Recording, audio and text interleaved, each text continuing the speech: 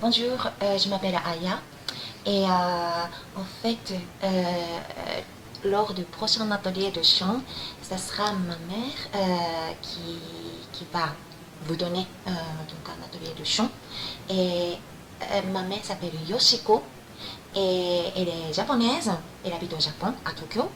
Et je vais un peu la présenter.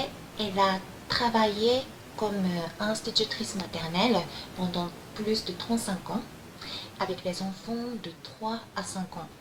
Et dans ses activités en tant qu'institutrice maternelle, il y avait toujours la présence de la musique et des chants. Et ça n'a pas arrêté parce que même maintenant, elle est en retraite.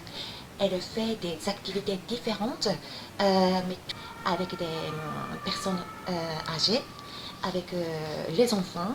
Et aussi, il y a une activité qui ponctue sa vie. Oui. euh, oui, oui. Il y a une activité très importante qui ponctue sa vie. C'est le choral.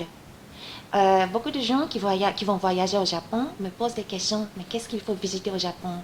Et bien sûr, je réponds avec des endroits touristiques, mais un endroit qui peut être intéressant pour que vous puissiez voir le Japon, mais l'aspect du Japon qui n'est pas très connu, c'est le vendredi soir à partir de 6 heures dans le quartier de palais résidentiel du Premier ministre du Japon.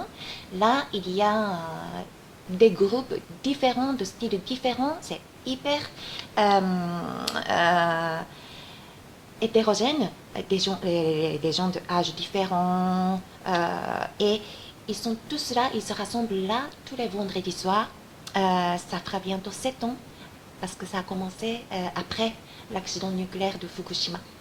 Tous les vendredis soirs, donc elle y va avec son choral elle chante. Elle chante des chansons antinucléaires.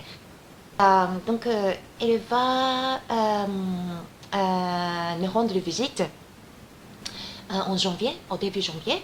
Et, quand je lui ai proposé de donner un atelier de chant, elle était très enchantée de pouvoir partager sa passion des chants, même en dehors du Japon. Donc,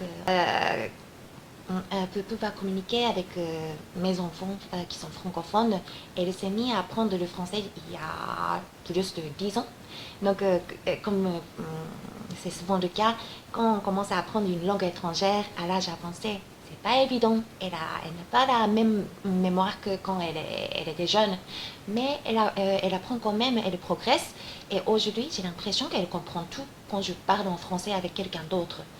Quand elle s'exprime elle-même en français, oui, elle parle avec des mots, sans pouvoir vraiment faire des phrases complètes, mais voilà, elle arrive à communiquer. Si on est patient, on arrive à communiquer avec elle en français.